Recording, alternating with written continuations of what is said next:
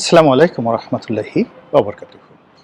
সম্মানিত দর্শক, রাজনীতিতে পুরনো ফ্যাসিবাদ নতুন করে ফিরে আসার আতঙ্ক, কিংবা সেই যে বাকশাল 1975-এর যে বাকশাল, সেই বাকশালকে আবার নতুন করে ফিরে আসছে, অথবা এই ডক্টর মোহাম্মদ ইউনূস সরকার ক্ষমতা আসার পর একটি বক্তব্য বেশ জনপ্রিয় হয়ে পড়েছিল সামাজিক মাধ্যমে।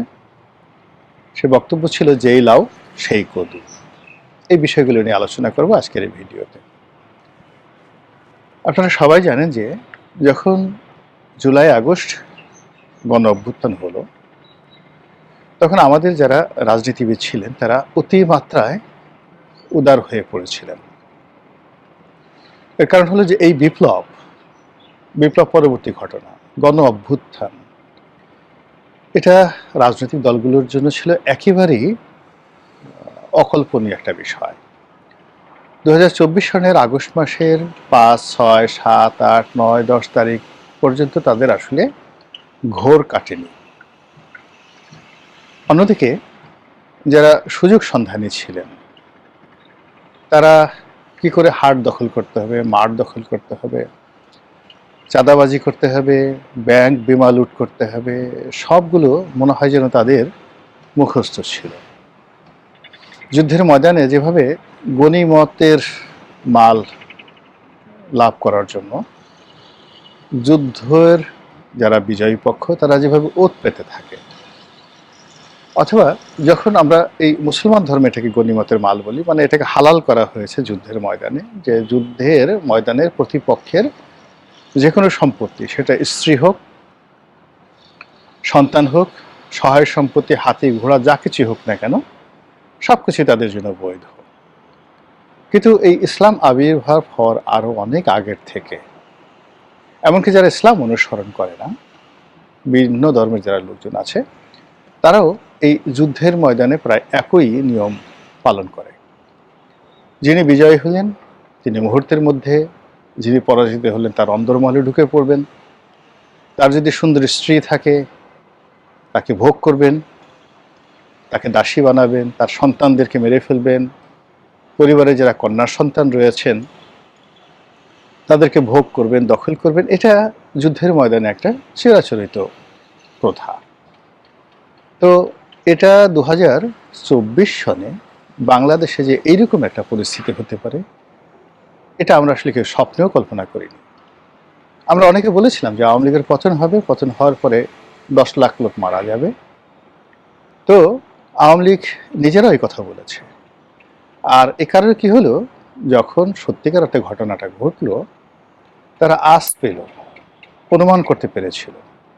তার প্রেক্ষিতে আগস্ট মাসের 5 তারিখের 3-4 দিন আগেই তাদের প্রথম সারির যে সকল নেতা ছিলেন, যাদেরকে ধরলে গণপিটুনি হতো, তাদের যে সকল একেবারে সিলেক্টেড সরকারি কর্মকর্তা ছিলেন, আমলা ছিলেন, কামলা ছিলেন, কাউকে আসলে বিপ্লবীরা বা গণ অভ্যুত্থানের যারা নায়ক তারা ধরতে পারেননি।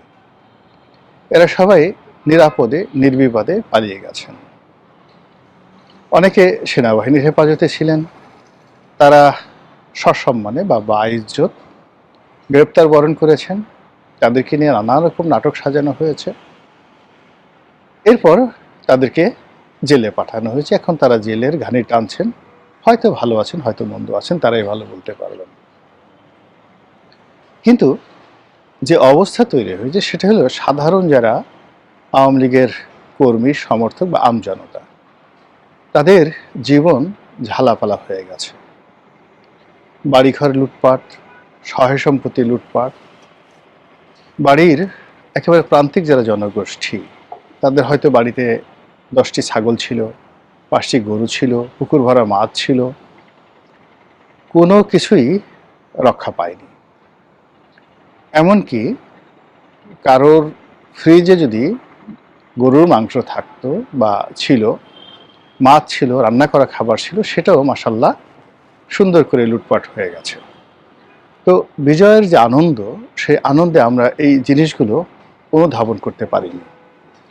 আর পরবর্তীতে যখন আমরা এই জিনিসটি বুঝতে পেরেছি, আমাদের একটা চিরাচরিত বক্তব্য ছিল যে এরকমই হয়, বা এরকমই তো হওয়ার কথা ছিল, বা ক্ষয়ক্ষতি তো আরো বেশি হতে পারতো, এরকম নানা রকম বক্তব্য অনেকে দিয়েছেন।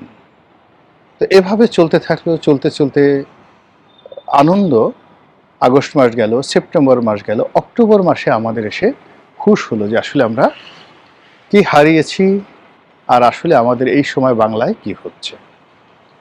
তার প্রেক্ষিতে যাদের একটু রুচি আছে, বোধ আছে, তারা অনেকে বলার চেষ্টা করলেন যে এই লাউ সেই কদু। এটা চললো 1 মাস। 1 মাস পরে আবার বলা শুরু হলো আগেই ভালো ছিলাম। তো এগুলো চলতে চলতে এসে 2025 সন গেল। 25 সনের শেষের দিকে এসে সবাই বলল যে আগে যারা রাষ্ট্র চালাতেন, সেই পুরনো স্বৈরাচার, পুরনো ফ্যাসিবাদ, বর্তমান জমানাতে যা কিছু হচ্ছে সেই পুরনো ফ্যাসিবাদের প্রতিধ্বনি আমরা দেখতে পাচ্ছি। এভাবে 25 সন চলে গেল, 26 সনে এলো, এবং 26 সনে আমরা যে নড়াচড়া দেখতে পাচ্ছি, তাতে করে অনেকগুলো বিষয় আমাদের সামনে আসছে। 74-এর মতো কি একটা দুর্ভিক্ষ হবে? একটা মহামন্দার মতো ঘটনা কি বাংলাদেশের অর্থনীতিতে ঘটবে? একটি সামাজিক অশান্তি, অস্থিরতা, কিংবা যেটিকে বলা হয় সিভিল ওয়ার, জনযুদ্ধ, সেটি কি বাংলাদেশে হবে? আগামীতে যারা ক্ষমতা আসবেন তারা কি আসলে এই এতগুলো সমস্যা, অর্থনৈতিক, সামাজিক, রাজনৈতিক, এই সমস্যাগুলো মোকাবেলা করে সত্যিকার অর্থে জাতিকে কিছু দিতে পারবেন কিনা, এই বিষয়গুলো নিয়ে আলাপ আলোচনা হচ্ছে। আবার আলোচনা শুরুতে চলে যাই। যখন 2024 সনের আগস্ট মাসে এলো, তখন রাজনৈতিক দলগুলো অতিমাত্রায় উদার হয়ে গেল। উদার হয়ে গেল এই কারণে যে তারা যা কিছু পেল বা পেয়েছিল, তার জন্য তাদের ওরকম প্রস্তুতি ছিল না। একদম যেটিকে বলা হয় ইংরেজিতে আনএক্সপেক্টেড ইভেন্ট ঘটে গেল। রাতারাজি প্রজা রাজা হয়ে গেল, রাজা প্রজা হয়ে গেল।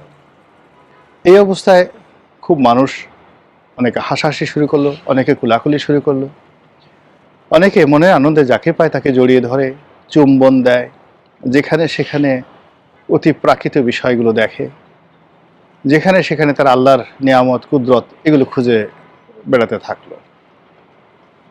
ওই সময়টিতে অনেক রাজনৈতিক যারা নেতৃবৃন্দ রয়েছেন, তারা প্রতিপক্ষকে কেউ ক্ষমা করে দেওয়ার চেষ্টা করলো বা বলল। পরবর্তীতে চারিদিক থেকে যখন লোকজন হই হই রই রই করে উঠলো, তারা বললো যে না, আসলে এইভাবে আমরা বলিনি, আমরা অন্যভাবে বলেছি। অনেকে জাতীয় সরকারের কথা বললো, সবাই বললো হ্যাঁ, এটা ভালো, দেশ পরিচালনা একটা জাতীয় সরকার হতেই পারে। তো এভাবেই 17 মাস পরে এখন সেই 2024, 2025-এর কোনো বাস্তবতা নেই। 2026-এর যে বাস্তবতা, সেটা হলো চারিদিকে শুধু বিএনপি, চারিদিকে শুধু তারেক রহমান সাহেব। তারেক রহমান সাহেব এবং বিএনপির বাইরে অন্য কোনো দৃশ্য নাই, অন্য কোনো ছবি নাই, অন্য কোনো ক্ষমতা নাই। সব মানুষগুলো, সেটা মানে রাষ্ট্রের কর্তা হোক, সেটা বিচার বিভাগ হোক, ব্যবসায়ী হোক, আমলা হোক, কামলা হোক, রাজনীতিবিদ হোক, দলে দলে সবাই ছুটছেন জনাব তারেক রহমান সাহেবের দরবারে এবং তার কাছে আবেদন জানাচ্ছেন, নিবেদন জানাচ্ছেন অ্যাজ ইট ইজ, যে তিনি প্রধানমন্ত্রী শুধু নন, মানে গণতান্ত্রিক প্রধানমন্ত্রীর তো একটা লিমিটেশন থাকে। তিনি এমন প্রধানমন্ত্রী, আগামীতে যার ক্ষমতা হবে সম্রাট আকবরের মতো, বাদশাহ জাহাঙ্গীরের মতো, অথবা জুলিয়াস সিজারের মতো। তিনি যা ইচ্ছা তাই করতে পারবেন এবং এই কারণে তার মনোরঞ্জনের জন্য, তার খুশির জন্য, তার শুভ দৃষ্টির জন্য পাগলের মতো মানুষ ছুটছে বিএনপির কার্যালয়ে। এরই ধারাবাহিকতায় জামাতের আমির, যিনি এই কয়দিন আগে স্বপ্ন দেখতেন জামাত একক সংখ্যাগরিষ্ঠতা নিয়ে সরকার গঠন করবে, আর তার যারা লোকজন মনে করতেন যে তিনি হবেন এই যুগের আমিরুল মোমেনিন, তো বর্তমান বাস্তবতায় জামাতও প্রমাদ গুনল এবং জামাত যে কাজটা করলো সেটা হলো তারাও তারেক রহমান সাহেবের দরবারে গেল এবং তারেক রহমান সাহেবের কাছে গিয়ে তারা প্রস্তাব দিয়েছে কিনা বলতে পারবো না, কিন্তু বাইরে এসে তারা বললেন যে আমরা একটি জাতীয় সরকার গঠনের বিষয়ে চিন্তা ভাবনা করছি। এখন এই যে বললাম যে সময় যখন ভালো থাকে না তখন সবাই খোঁচা মারে, জামাত এই কথা কেন বলল? বিএনপি যদি জয়লাভ করে তাহলে কেন জামাতকে তাদের জাতীয় সরকার নিতে হবে? ২ নম্বরে হলো যে জনাব তারেক রহমান সাহেব তো কয়দিন আগে বলেছিলেন যে জাতীয় সরকার তিনি করবেন, তখন তো জামাত সাড়া দেয়নি। তারা চাঁদা পড়ে পল্টনে, চাঁদা যায় লন্ডনে, এক জালেম গেছে আরেক জালেম আসছে, তারপরে ১ ২ ৩, তারপরে টিনের চালে কাউয়া, তারেক আমার ড্যাশ ড্যাশ, ১ ২ ৩ ৪, তারেক রহমানের ড্যাশ মার, এই জিনিসগুলো বিভিন্ন জায়গাতে বলে কয়ে তারেক রহমান সাহেবের সর্বনাশ করার যারা চেষ্টা করেছে, এমনকি বিপদে পড়েছে বিএনপি যে এখন তাদের সঙ্গে আবার ঐক্যমতের সরকার, জাতীয় সরকার করতে হবে, এটা নিয়ে এক ধরনের আলোচনা হচ্ছে। আবার অনেকে বলার চেষ্টা করছেন একটু আগ বাড়িয়ে যে আরে চেনো না, জামাত এবং বিএনপি হলো মুদ্রার এপিঠ ওপিঠ, তারা আগেও যেভাবে এক ছিল এখনো এক আছে, আর বাইরে থেকে যা কিছু দেখছো এর সবই অভিনয়। শেষমেশ দেখবে যে একটা সমঝোতার ভিত্তিতে সিট ভাগাভাগি করে এরকম একটি রেজাল্ট জাতির সামনে মানে তুলে ধরা হবে, জাতির তখন আসলে কিছু করার থাকবে না। সরকার গঠিত হবে, জামাত এবং বিএনপি আম দুধের মতো মিশে যাবে এবং একটি জাতীয় সরকার হবে। আর এই সকল কথা যারা বলছেন তাদের উত্তর অনেকে বলছেন তাহলে আর পার্থক্য রইল কি?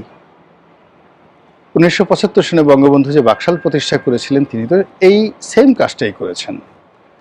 তো ১৯৭৫ সনে এই কাজ করার জন্য যদি এই ভদ্রলোকের জীবন দিতে হয়, সপরিবারে তাকে মানে পৃথিবী থেকে বিদায় জানানো হয়, নির্মম এবং নৃশংস হত্যাকাণ্ডের মাধ্যমে তাকে একেবারে চিরতরে স্তব্ধ করে দেওয়ার জন্য যদি সামরিক, বেসামরিক, রাজনীতি, ব্যুরোক্রেসি সবাই মিলে একটা চক্রান্ত করতে পারে, তাহলে ২০২৬ সনে আমরা এসে একই কাজ করছি, এটা কি ঠিক হচ্ছে? এভাবেই আলোচনা চলছে। এবং যেটা বললাম ২৪, ২৫ এবং ২৬-এ এসে আপনি দেখুন রাজনীতির যে বাঁক কিভাবে পরিবর্তন হচ্ছে। মহান আল্লাহ আমাদের সবাইকে হেদায়েত দান করুন এবং হেফাজত করুন। আসসালামু আলাইকুম ওয়া রাহমাতুল্লাহি ওয়া বারাকাতুহু।